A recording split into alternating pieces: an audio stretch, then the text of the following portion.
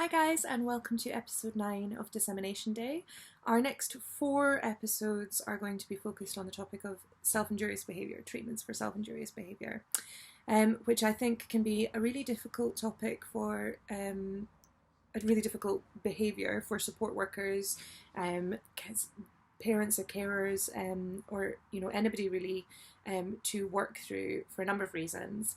This is because a lot of the time self-injurious behaviour can occur when the person's alone, so we can't really manage it or control it particularly well. It's obviously emotionally very difficult to see the people that we work with going through experiencing this distress and hurting themselves, and we feel sort of helpless. What can we possibly do about this? And ultimately, I think this is a really important area for research. So there has been a lot of research regarding self-injurious behaviour, going back quite a long way. And today I'm going to start with a paper that was written by Richard Foxx, who is obviously a very well-known behaviour analyst. And the paper is called Harry. There we go. And the use of physical restraint as a reinforcer, time out from restraint, and fading restraint in treating a self-injurious man. So this paper is quite famous, and there is also like a mini film that goes along with this paper, which I will put the link to in the slides. I think I watched the film yesterday in order to kind of just refresh my memory, and I think it obviously it's so clear that this research was conducted in the 1980s, and it's very dated, and a lot of the language in the movie is reflective of the time when it was, in the film is reflective of the time when it was obviously created. So I think that that needs to be taken into account when you're watching it. So if anybody does go and watch it, be aware that it is quite dated. They do use some language that we wouldn't consider appropriate now, but that it was filmed in the 1980s. So there we go. I still think there's an awful lot that can be learned from this paper, so we're going to dive in. So there are a number of different definitions of self-injurious behaviour. Murphy and Wilson is quite a well-known definition, or a well-publicised definition, and they define self-injurious behaviour as any behaviour initiated by the individual which directly results in physical harm to that individual. Physical harm will be considered to include bruising, laceration, bleeding, bone fractures and breakages, and any other tissue damage. This can include face slapping, hitting your chest, hitting your arms or other part of your body, biting your own arms, biting your hands, trichotillomania, where people pull out their own hair, inducing yourself to vomit, or any behaviour that causes harm. So you could even be eating something that shouldn't be eaten. It's estimated that about 17.4% of adults with learning disabilities have engaged or do engage in some kind of self-injurious behaviour, and that for less than 2% of that population, it's a severe form of self-injurious behaviour. It can be difficult to understand why this occurs, because obviously self-injurious behaviour is a behaviour, and therefore the function of that behaviour can be variable. It might be that behaviour has an automatic function, so the person does it because of the effect of how it feels. It might be that when the person hits themselves, the demands that we are placing on that person are removed, obviously, because we don't want that to continue, and then it results in an escape from a demand. It could be that when they hit themselves, people come to interact with them and distract them, see if they're okay, and therefore it can end up with an attention function, or ultimately, it could be any combination of the above. So in this paper, Harry is a 22-year-old man who is engaged in extremely severe forms of self-injury that are anecdotally dated back to him being 2 weeks old. So they talk about how when Harry was 2 weeks old, his mum would use the cardboard tubes to put over his little arms to stop him hitting his own face. So this was obviously a behaviour that had a really long history in his life. For Harry, self-injury typically looked like hitting himself on the nose, although sometimes he would bite his own arms as well. And this behaviour was so severe that he had permanently disfigured his face. If you watch the video, you can see his face, bless him, but it's actually, interesting that how many people that we meet in our industry that have done themselves, whether it's they've managed to blind themselves or they've got permanent scars on their arms. This is really not as uncommon, I think, as we would like it to be. So Richard Foxx devised a behaviour analytic intervention to treat this self-injury because from an ethical perspective, he absolutely had to do something about this. Harry had permanently disfigured his face, and therefore it was really important that they just didn't let this continue any further. Harry is also one of those individuals who, through the course of his life, physical restraint or the mechanical restraints, so they had historically used arm splints to stop him hurting himself, they had become conditioned as reinforcers themselves. And this can happen. We are working with a gentleman at the moment for whom physical restraint is a reinforcer. It's what he seeks. He wants that. He needs that. He needs that proprioception, the endorphins that are released, or the chemicals that are released as part of that, really serve to reinforce all of the behaviours that result in physical intervention. So you can end up going round and round in circles because challenging behaviour requires us to intervene, and when we intervene, that reinforces the preceding challenging behaviour. Before commencing this intervention, they approached the ethical board, the Human Rights Board, I think it's called in this circumstance, and Harry's parents for approval to use this particular procedure. And basically they were weighing up that, yes, this is a huge restriction, but over the course of Harry's life, the level of harm he's going to do to himself, something needed to be done. And what they ended up recognising was three important points. First of all, that the restraints, which were the arm splints for Harry in this case, were serving as a potent reinforcer. This was really something he was seeking in his life. In order to manage the self-injurious behaviour, they were going to have to use that restraint as a reinforcer. So that is quite an unusual thing to do. We wouldn't really consider, under most circumstances, ever using a restriction as a reinforcer. But again, on the balance of things, the ethical board considered it was appropriate to do so in this circumstance. And they also paired that with what's called a timeout procedure. And timeout is one of those things that's often misused because people don't really know what timeout means. But timeout, the real name for timeout is timeout from reinforcement. So timeout is not necessarily spending time alone. That is, absolutely not the case. It might be that spending time alone is far from a timeout from reinforcement. It's time in reinforcement, because being alone is reinforcing. However, for Harry, they knew that the being in restraint was reinforcing. So timeout in this circumstance was not being in restraint. Again, that took some real difficult conversations to decide whether or not this was ethically appropriate, because they knew that when they were going to take that restraint away, that Harry would hurt himself. Because of that, they limited their sessions to 5 minutes, and they were very clear about the point at which they would need to change their protocol if Harry started to hurt himself too much, and they were going to have to do something about it. The researchers in this case, they used an AB design.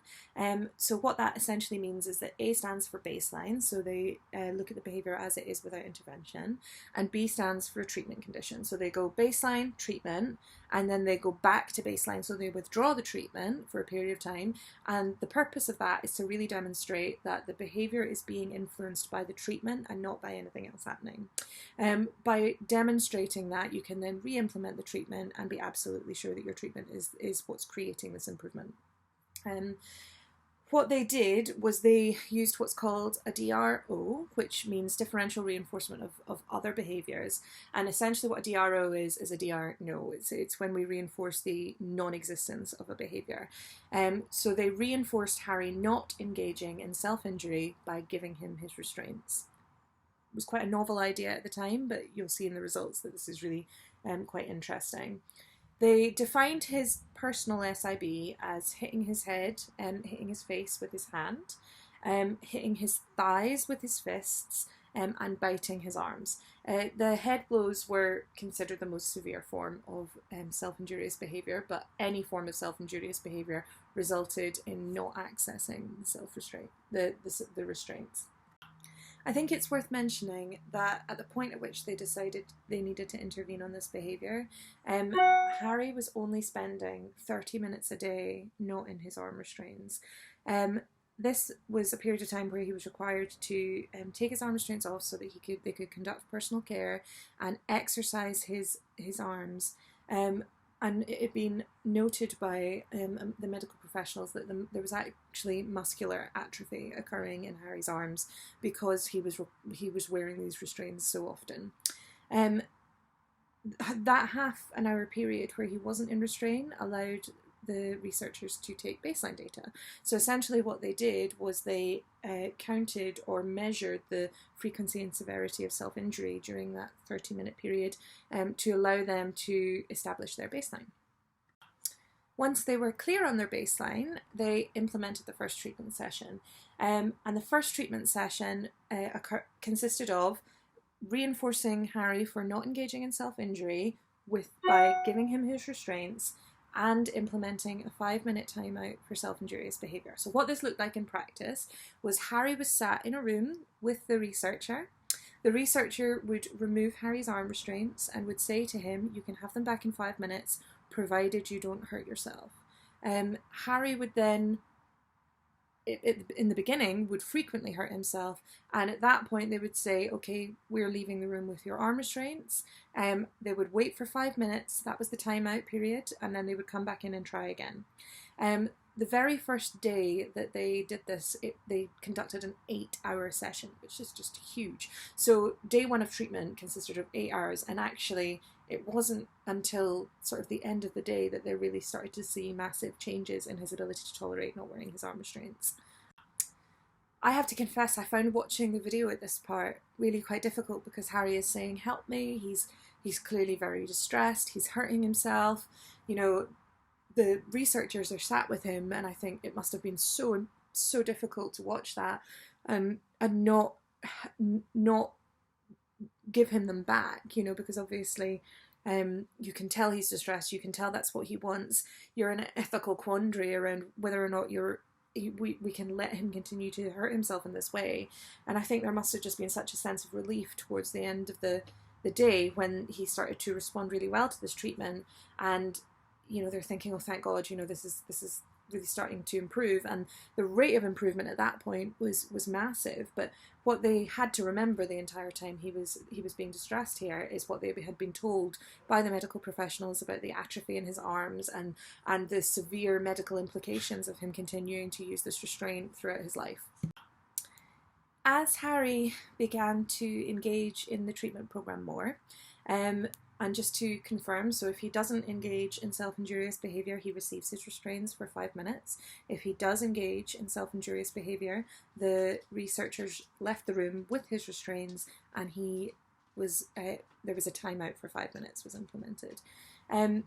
After they started to see some real improvements and he was not hurting himself and he understood that he was going to get his restraints for 5 minutes, they started to implement tasks for him to do in that period, basically to keep him appropriately engaged and to systematically start to extend the periods where he was required to be without his restraint. Sometimes initially they were just having him count to 100. That was all he had to achieve before he could have the restraints back. You just have to count to 100. And at the beginning, he was going super fast, like 1, 2, 3, 4, 5, 6, 7. You know, he's really clear that he needs them back.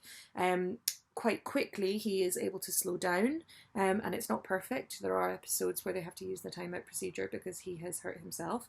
But once he is comfortable with this process, they start to give him, you know, worksheets to engage with, or they play ball games with him, or more functional activities to keep him occupied while he is waiting to manage through this period. One of the things that happened that they hadn't really expected is that Harry began to self-restrain by putting his hands down his trousers, which basically means that he is using his own clothing to achieve the same effect that the mechanical restraints were achieving. Now, this wasn't great because actually what they need is for him to be able to tolerate being without the restraint, not to substitute it for some other kind of restraint. And at that point, they have to prompt him to take his hands out of his trousers, which he obviously finds really difficult, and he'll he tries to restrain his hands in their clothes, or he tries to restrain his hands inside his own t-shirt. They ended up requiring him to wear a jumpsuit backwards, so there was nowhere for him to, like a boiler suit backwards, so there was nowhere for him to actually put his hands. And at that point they kind of end up back on track. Another part that they hadn't realised was he ended up in hospital, unfortunately, for a period of 6 weeks in the middle of treatment, of the treatment period, which isn't ideal from a research perspective, but actually this is life. So they have to kind of try and figure out a way for this intervention to continue regardless of that. Harry developed a method for self-restraining where he would hold things, cups full of water in his hands, and therefore render his hands unable to do anything else. When they realised that he was doing that, they changed their initial plan, which had been to put soft restraints on and pare that back, into shaping back the cups instead. So basically, while they were increasing the time he could go without the restraint, the goal was always that he wouldn't need it at all. So they needed to find a way to shape the restraint that he was receiving as a reinforcer into something less restrictive. And their initial goal had been to use like the elbow pads that like skaters use, the soft ones, and they were planning on cutting them back until they were essentially just like bands, sort of like get the men used to wear a shirt around their shirts to stop them to roll the arms up. That didn't really work out because Harry started doing this with the cups. So they changed their treatment plan and they said, okay, we're going to use the cups and we're going to shape those back. So they made the cups smaller and smaller and smaller and smaller, and then they eventually started cutting the cups in half so that they were just very little ones. And then they transferred that. They tried to get him to wear a wristwatch instead. So in Harry's mind, he still has something visible and tangible that helps him control this behaviour, but it's much more socially appropriate. In the end, Harry actually chose to wear glasses to prevent him hitting himself in the face. He had perfect eyesight, so they didn't have any prescription at all. They were just, clear glasses. But when he was wearing those, that was sufficient for him to be able to not engage, to control his self-injurious behaviour. They also talk about remaining flexible, and this I think is such an important element of applied behaviour analysis, so treatment in real life settings. They implemented this treatment programme and things went wrong. They started off in treatment session 1 and Harry started to self-restrain, and they had to go, oh, okay, we hadn't anticipated that. We now need to figure out what we're going to do to address this problem that we hadn't anticipated. And by being fluid and not sticking too rigidly to their original intervention plan, they managed to address that problem, and they managed to address it as a team and really effectively. He also talks about the influence of teams working together in a very consistent way to ensure that this treatment program was effective across settings and across staff and across Harry's life, ultimately. So I'm going to round it up here because we're reaching the 18-minute mark, and actually I just think I've gotten carried away. There's just so much to say about this paper. But some final considerations. So here's what I've taken from this paper. Heavy ethical scrutiny. This cannot be something that we just decide is right and go ahead with. Treatments for self-injurious behaviour are really important. We've got to do the absolute maximum that we possibly can to keep the individuals that we work with safe. But that doesn't mean we should jump down the route of using mechanical restraints as reinforcers. I think that would really need to be part of an ethical process. I also think that it's really important that this would result as a team decision and a team approach. This is not the kind of decision that I would take on my own. I would not just say, I think this is the right thing and therefore we're going to do it. It would really need to be something that everybody was on board with. We all understood what the purpose of this intervention was and where we were going with it. The third point I really took from their paper was gradual and baby steps. It is really systematically increasing the time requirement very, very slowly, and going at the pace of where the person we're working with. Let the data tell you whether or not you're going in the right direction. If you are seeing behavioural improvements and that suddenly stops for some reason, we need to go back, figure out what the problem was, and maybe move forward more slowly next time. So that point of go where the data takes you is essentially it. If the data is telling us that access to mechanical restraints is a reinforcer, then we need to consider that. Just because we would consider it to be a really horrible, aversive, in theory, punishing process, clearly it wasn't for Harry. Clearly for him, it was something that he wanted in his life and he sought in his life. And whether that was the result of other issues that were ongoing in his life is kind of not the point. His behaviour was only strengthening by the delivery of these mechanical restraints. And this is really an issue that we're having with one chap we're working with at the moment, because although physical intervention is clearly considered a last resort, for him it is a reinforcer, and he understands that the only way that he can access that is to engage in highly severe behaviours. And finally, I think, as with all interventions, we've really got a plan for maintenance and generalisation. Whatever intervention we're putting in place, it's got to be able to be used in real life settings. They did a really good job, clearly, because 4.5 years down the line, this intervention is still successful.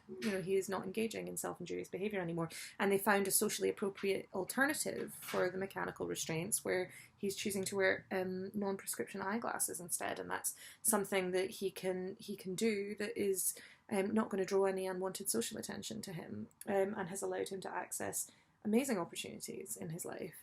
I think, obviously this research was done in like the 1980s or maybe even late 1970s, so it would be so interesting to know, where Harry's life went. What 4.5 years later is obviously wonderful, but I'd love to know where he was 25 years later. Was it still having an amazing impact on his life? But ultimately, this is just one example of how behaviour analysis has been used to treat self-injurious behaviour, and we're going to go on to 3 more over the course of the next few sessions. So thank you for tuning in, guys. See you later.